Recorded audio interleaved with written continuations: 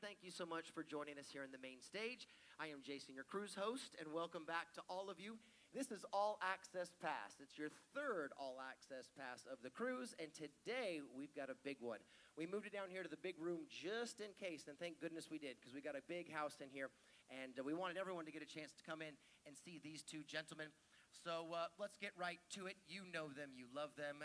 They are truly the Beach Boys. Please welcome Bruce Johnston and Mike Love.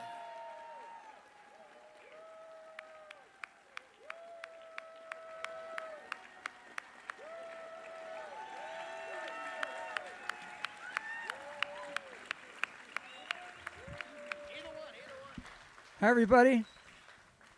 Can you hear? Oh, you're on. You're on. 1, 2, 1, 2. Yeah. Bump him up. Give him some more juice. Give him. You got water down there that you're kicking around, Bruce. We don't want you to lose that. No, it's okay. Always trying to make $1 right there. Yeah, that's inexpensive on the ship. You might get a taker for that. Bruce and Mike, first and foremost, they just got on board like 15 minutes ago and ran up here to do this with us. One more round of applause for these guys right here. Thank you very much. How have you been, gentlemen? I haven't seen you in a couple of months. Busy. What have you been up to? Well, we did 6 weeks in Europe this year. 6 weeks in Europe. We started in Bilbao, which I've never been to. It's the Basque area of Spain. Then we flew from there to Czech Republic, to Prague. For 50 years ago, this year, we played in Czechoslovakia when it was behind the Iron Curtain. Sure. In fact, they had been occupied by the Soviet troops, like 300,000 or 400,000 of their closest friends, which they hated.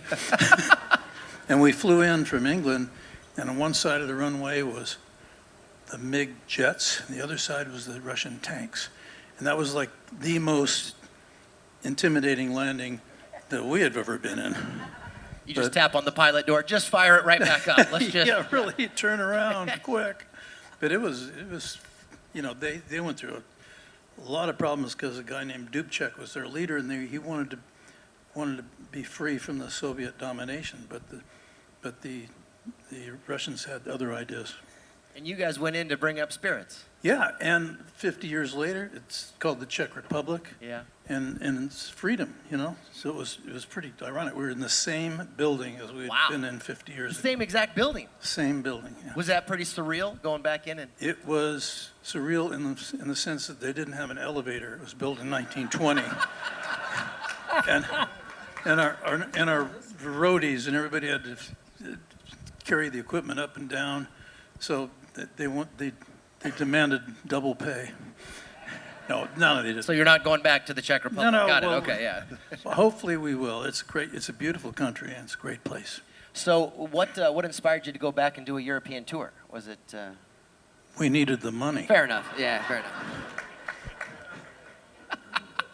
enough. It's like Jack and Jill went up the hill, I mean, there's one reason. Yeah. Well, before we get too far into today and what you guys are up to, would you do me a favor, Mike? Would you introduce everybody to the gentleman sitting next to you and tell them how he became part of the Beach? Everybody, this is Bruce Johnston. He's the only guy. Hi, everybody. The only guy in our organization who has a Grammy for songwriting. This guy right here, he wrote Barry Manilow's biggest hit. He wrote this one here. I write the songs. That's correct. Thank you. That's right. And I think Brian and Mike deserve about 10 more Grammys of their own. Seriously. Sadly, I write the songs are so long we won't be able to do it tonight. Just out of spite. He can do it afterwards in the lounge somewhere. He's Disney Girls, he does that too. It's from our Surf's Up album, which came out in 1872. Yeah. 1873, Mike. Okay.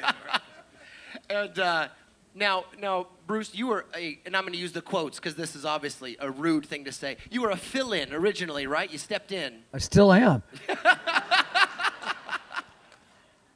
cousin Brian decided he wasn't going to tour anymore after 1964, so I asked Bruce, do you know anybody who can sing really high and play the bass? He didn't know how to play the bass, but he learned the bass in about a few days. I actually went to his room. He had this TV set in the bed, propped up by the pillow. I said, "Why is your TV in the bed?" He was practicing in the room. He says, "Well, it's sick. It wasn't. The TV wasn't working. I should have bolted at that time." That should have been that was key number one that you were, yeah. And that was 1965, you said? 60. April. Yeah. He started April. with 65. Yeah. 1965. Yeah. Wow, that's pretty cool. So 55 years of the Beach Boys right there. Sorry, Mike. Yeah, he's the new guy. Yeah, he's the rookie. Well, and in that time frame, let's jump a little bit to today. How often do you guys tour today? How many dates a year do you still do as the Beach Boys? Well, we do anywhere from 150 to 180 or something. That's incredible. Yeah. Well, I mean, we're pretty well rehearsed. Yeah. So Considering he's the new guy, yeah. and people still like to hear our music, which I think is fantastic.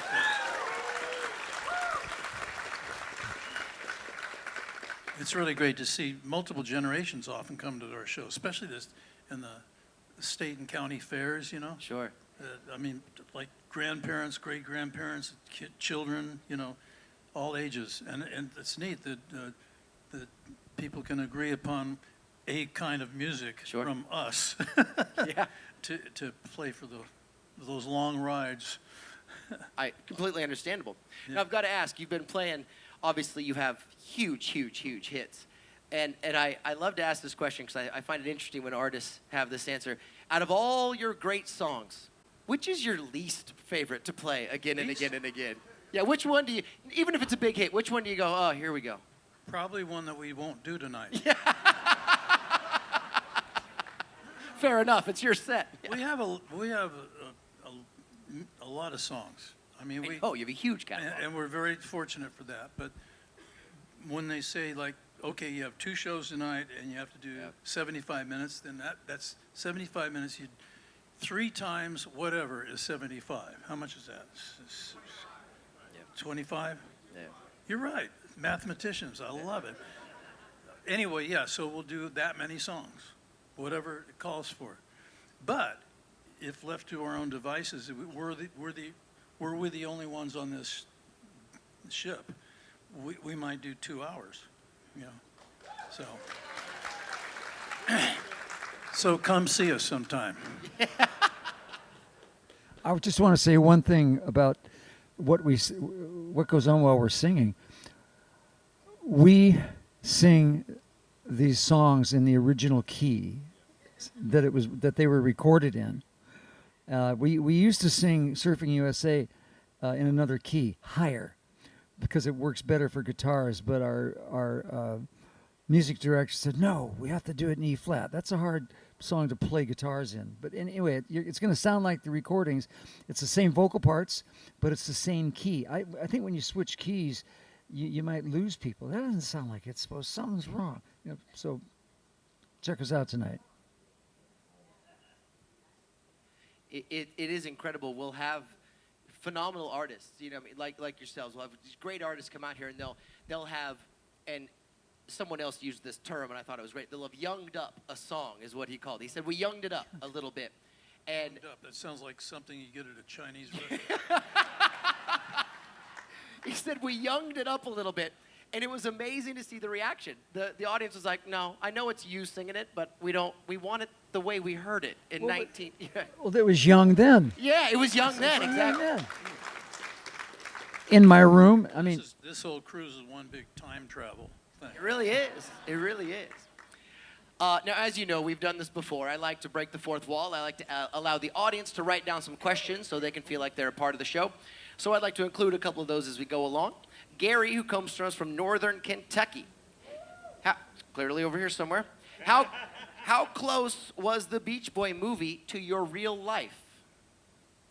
Movies can't do it justice, because maybe a book or an encyclopedia or something, but no, because they condense things, And sometimes they enhance things or fabricate things for the purposes of a plot or something. So Sure. I don't think there's ever been a proper story of the Beach Boys, really. They got kind of close. And John Stamos was one of the producers in one, or it was on ABC, a miniseries, 2 nights, and they did pretty good, but there was a big problem with one scene. We had an agreement with them saying it has to be factual. And in the scene where Charlie Manson was at my cousin Dennis's house, the problem was they all had clothing on in the film.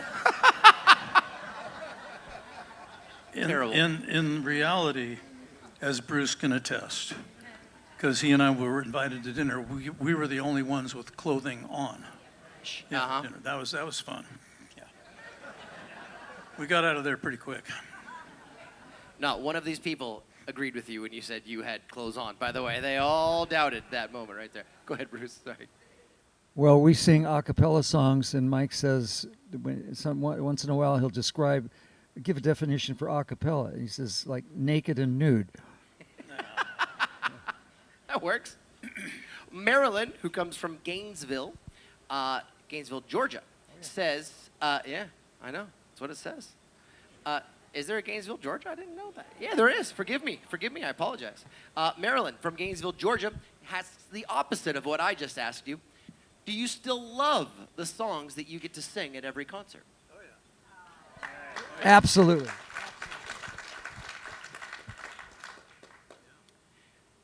Dave, who comes all the way from Waldorf, Maryland, says, do you remember where and when, he says, Mike specifically, do you remember where and when you heard your first song, Surfin', on the radio in 1961? Yes, I remember I was in my house, and what happened, what there was at that time is the radio station in Southern California would play 4 or 5 new songs, and the ones that got the most call-in requests would be the song of the week the next week. So my mom was one of 8 children.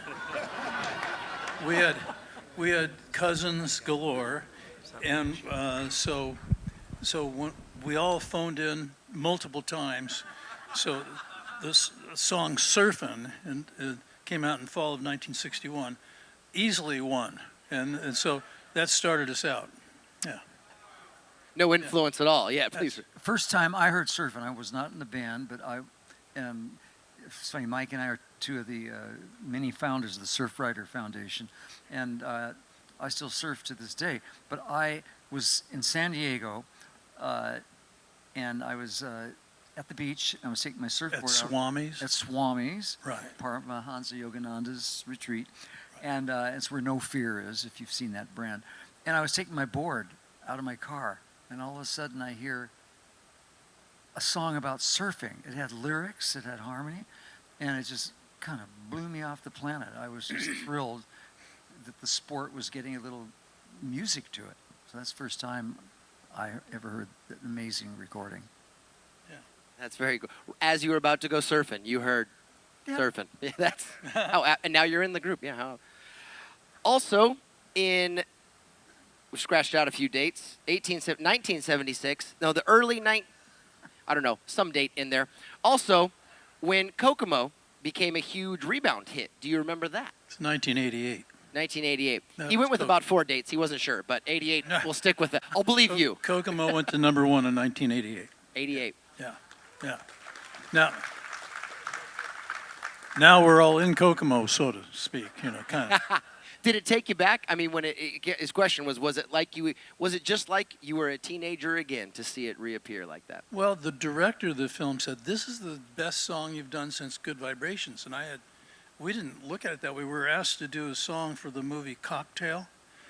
Yeah, and that was one of the soundtrack for the movie. That was one of the songs, but it eventually went to #1, which was pretty great. And so we didn't think of it as a #1 song. We were just doing it because they asked us to do a song for the soundtrack of the movie.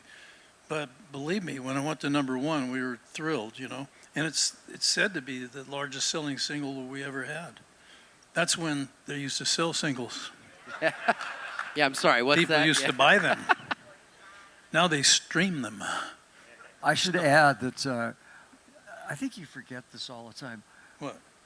Mike loved, we're talking about songs. Mike wrote all those songs. We're talking about who sang it and wrote it.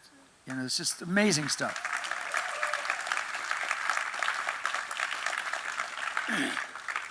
It beats a real job.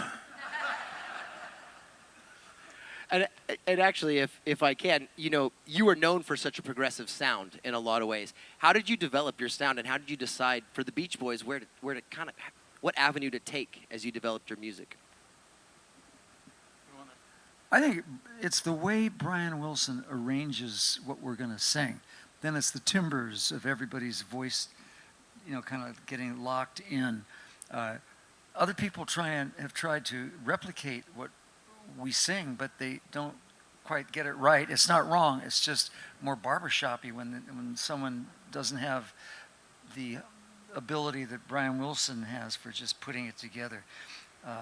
And besides having a great song and the timbres of the voices, it's that vocal arrangement that makes it sound unique from anything else on the radio. One of the biggest inspirations for us vocally, well, there's a lot of inspirations, like the Everly Brothers were an inspiration for their blend, but so there's blend, but also there's this harmonies, the chord progressions and stuff. That's what Brian loved so much, and we all did, but he was inspired by the Four Freshmen, who did this amazing four-part harmony. In fact, we have a fellow with us who's joined us, you know, the last couple of years, named Brian Eichenberger. He was 18 years with the Four Freshmen, so we can do a Four Freshmen song a cappella, and love doing it. But that's a very complicated type of harmony to do, and so that was like a big inspiration for us. So that when you hear the Beach Boys sound, most often you equate it with the harmonies and the blend. Doo-wop was a big influence on us too. So, but the Four Freshmen harmonically and vocally were a tremendous influence. And did you typically, was your process that Brian would create and then you would write lyrics, or did you go both ways with it, or? Either way, like for instance, we were at a show in Utah, a place called, what was that place? Salt Lake City. Salt Lake City, but it was called the Lagoon. That little town, yeah. It was a place called the Lagoon, which is a theme park, and we'd done a show there. And the next day we were going to the airport, and I said, Brian, we got to do a song about a girl who borrows her dad's car and says that she's going to the library, but instead she just goes cruising. And that was the idea for Fun. I said, and it should start with a Chuck Berry style guitar intro, and I made up all the. He did the track, and I did the lyrics and the concept and everything. And at the end of it, he did that high falsetto part, which is so awesome. Surfers would call it bitchin'. Anyway, and so that's how that came together. It was the idea first. Then another time, he had a song he was working on called I Get Around. He had that part, I get around from town to town, I'm a real cool head. And I said, I did the verses and stuff, and I came up with around, round, get around, I get around. So it's a combination. He had it underway, and then I came in and gave it a couple ideas and some lyrics. So it can happen either way. When I first joined the band, I'm just so thrilled to know songwriters that write great songs, like Barry Mann, Cynthia Wilde, Lennon McCartney, Mike and Brian. And so here I am, Brian said, come by the studio, we're starting a new album. I said, really? So I wound up singing on this new album. But Brian had asked in the studio, Mike, I'm recording this track for California Girls. I need some words. So I sat in the hallways of Western Recorders, and Mike had a legal, the yellow page legal size paper. And I watched him just write stuff, cross it out, and I watched him write the lyrics to California Girls, just on the fly. It was just amazing. I think that's one of the most loved Beach Boys songs of them all. Yeah.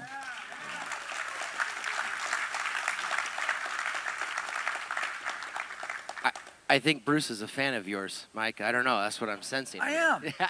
That's awesome. I mean that with absolute. Having worked with you guys a few times, it's one of the best things about having the Beach Boys in general, but specifically my opportunity to chat with you two gentlemen, is you do admire one another. You do. I mean, you horse around a lot, but you respect each other, and you've had a good road. I'm jealous that he's got a Grammy for songwriting. Okay, No, we're going to talk. No, that's very admirable. I mean, come on. We're going to talk about that Grammy for a second. What about it? There's no possible way in my mind that I was going to win that Grammy. So I had a tux made. My wife had a dress made. I didn't write a speech. We thought great, we can go down and have better seats. And so we were towards the front, because to this day, I think the Grammy of that year should have gone to Leanne Russell for This Masquerade. I mean, that's the song. Yet I have it, and I'm a lucky guy. You seem really depressed that you won. And I'm holding. It's in my will to Mike. No, I have the Grammy, but I truly think Brian and Mike deserve 10 of those things for those great songs. Seriously, they really trump me on songwriting. I'll take the cash equivalent. People ask me, what's your favorite song that you've written? I said, I'd have to ask my accountant. It's a smart-ass, family tradition kind of way to answer something, I can't help it. I was raised that way. Well, that's a perfect transition for Len from Naples, Florida.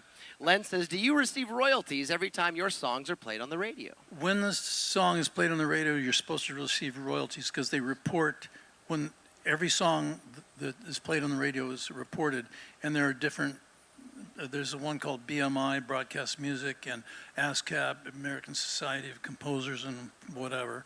Anyway, so there are, organizations that monitor all these things, and according to whichever one you're registered with, they send you a check at the end of the year. And so there is compensation for if it's played enough on the radio that you can make some considerable income. Not as much as Smokey Robinson makes, but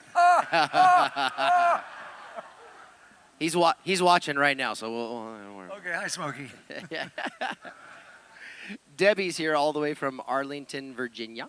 Any chance you'll return to D.C. to perform at the July 4th concert? Apparently they'd like that. you know what? We did that the last time in 1985, and the Department of whatever you call it, Interior, yeah, the Parks Department wanted to charge us $100,000 for cleanup. I said, that wasn't our trash. We took ours. Yeah, exactly. Oh, man. So anyway, yeah, it would be great to do that, but these days security is such an issue, you know? So Absolutely. I don't know. We'll see if it happens. I would love. It's great. We came out on stage and got a standing ovation before we did anything. It's pretty awesome. Yeah. Well, I mean, you are the Beach Boys. Like, I don't, No, does that ever? And I know that's kind of a silly question, but does that ever sink in? That that you're the Beach Boys. You are one of the most well-known, well-regarded groups of all time. Music, period. It's pretty much beaten into us by now. Yeah. Being in the band has a lot of fantastic perks. Getting to sing the songs, it's amazing. And then singing on so many of the hits, you know, when I joined the band. But the one really nice thing, I mean, I'm able to buy some nice things, and I was able to invest because of the Beach Boys in 4 sons getting all the way through grad school. So that was really cool. So thank you.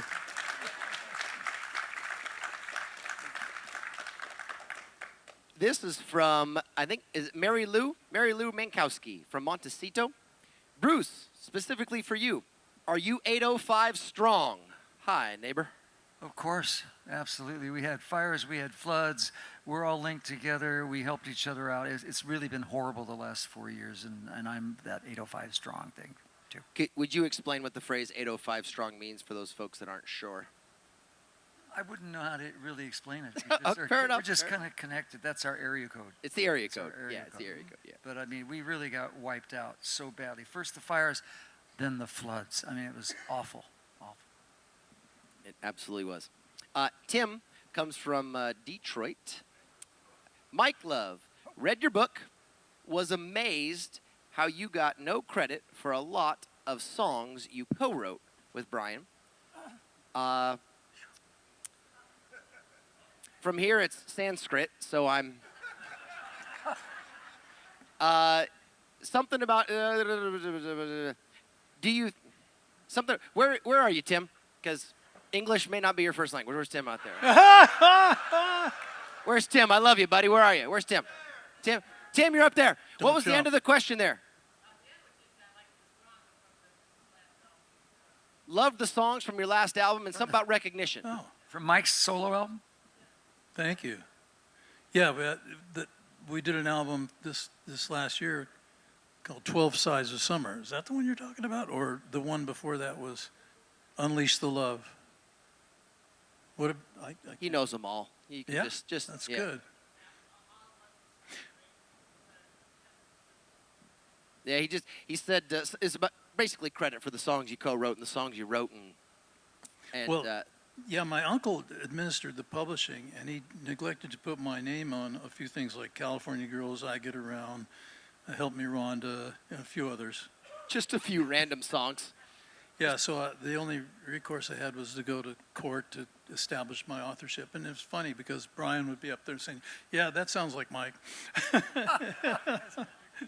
Yeah, so it was rectified somewhat, but it was, I don't know. There's that book, Mommy Dearest, and I should do one called Uncle Dearest.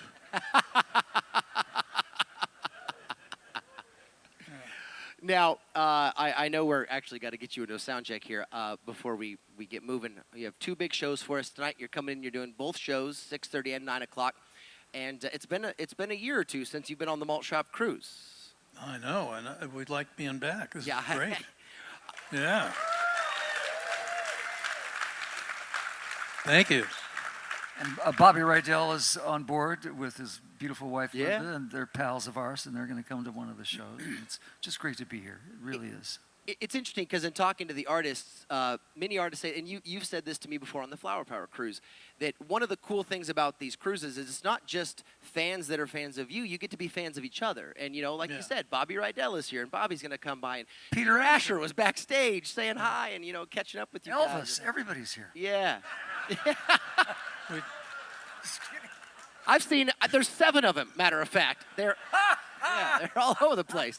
I like the Malt Shop Memories Cruise. The Flower Power Cruise, I can't remember because it was too high from the contact or whatever. Just walking down the hallway to the... I mean, I know they made, marijuana legal in a lot of places, but come on. I mean, Bad idea. the Flower Power is, anyway, I was just being a brat. I'm sorry. We're just glad that Chateau Lafite 59 and 63 is legal. It's perfect. Yeah. All right, you get that. And what do you have next? You're performing for us tonight, obviously, and then you're heading back off the ship. And where are you guys headed? We have a little bit of a tour of the West Coast coming up early December, and something back. We're going all over the place, starting in February, March, April. February, March. Yeah, we spent 6 weeks in Europe this earlier this year, and that was you're just saying, fascinating. Do you have rules for your touring now? I mean, will you tour for long periods? Do you try to keep them somewhat? It's kind of supply and demand. If you're over there and somebody wants you to come to, a different town, different country, whatever, we do it. I want to plug an album. Besides Mike's really fabulous solo stuff, it's very cool stuff. I'm not at the end of the day, I'm a songwriter. I'm not I don't want to make more solo albums. However, about a year and a half ago, Capitol Records released with the original voices taken off the tracks and reassembled in England. And it's the original voices, not us going in and re-recording those wonderful songs. And it's then they added the 85-piece Royal Philharmonic Orchestra. So it's called the Beach Boys with the Royal Philharmonic Orchestra. You should hear some of that stuff. With the orchestra doesn't drown us. It's just fantastic. So You can get it on Amazon. You said Amazon? Yeah. Don't be screening stuff. The fidelity's not good. It's like hearing AM stereo music. You know, you can still get that on CD or vinyl. It's just gonna sound better. Yeah. Is it on vinyl? Yeah, I know. I'm getting older. I was thinking of an album. I could call it Final Vinyl. Vinyl. Anyway, Wow. You gonna write some songs for him there, Mike? Yeah. Actually, we're going to be with the LA Philharmonic Orchestra July 2nd, 3rd, and 4th in LA at the Hollywood Bowl. Hollywood Bowl. The bowl? Yeah. Yeah. Oh, That's going to cool. be pretty far out. When you Fireworks too. Fireworks? Yeah. You got to have fireworks. Yeah. When you travel the world, is there a country that surprised you that loved the Beach Boys? Was there a country that caught you off guard that was just fanatical? Japan. Japan. You know, English is not their first language. And we'll start a song, dun, dun, dun, dun, dun, dun, dun, California Girls, and they'll go, wah! The whole crowd will yell. That's pretty cool. So yeah, in Germany also, you would think these are countries that English is not their first language, but you know, we've had such great success in both those places. You know, Spain, #1 album out of nowhere. it's true too. It's kind of like they defrosted the Beach Boys in the mountains and heard all our songs or something. Defrosted the Beach Boys. Seriously, no hits. Brought you And back. we're over there with Jerry Lee Lewis, of all people. Except he didn't show up at the show. Well, you know, You don't look shocked. I think he made stadium. 1 out of Not 4. That's pretty good. 1 out of 4 was pretty good for Jerry Lee. Yeah. He was 25%. He was hitting for an average. Well, I know we have to get you into sound check. Any last words you got for these fine folks before your show tonight? Thank you, and thank you. Thank you for being here. Well said. Bruce. Was Hang on, anybody hang here last time? Oh, yeah. Because I just got a cataract taken off my eye, and you look fantastic. Ladies and gentlemen, 5 do me a days ago. favor. Please tell me thanking Mike Love and Bruce Johnston of the Beach Boys. Thanks for tuning in. Have a great afternoon. We'll see you tonight.